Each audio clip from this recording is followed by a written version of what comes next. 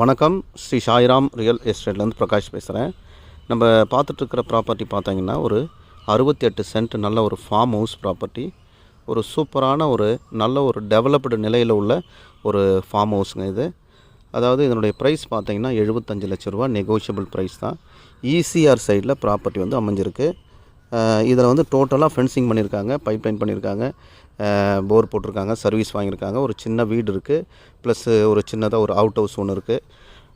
இப்போ நல்ல நிலையில் எல்லாம் மோட்டர்லாம் ரன்னிங் ஆகிற நிலையில் ப்ராப்பர்ட்டி நல்லா சூப்பராக ரெடி பண்ணி வச்சுருக்காங்க. நேரில் பார்த்தீங்கன்னா தெரியும்.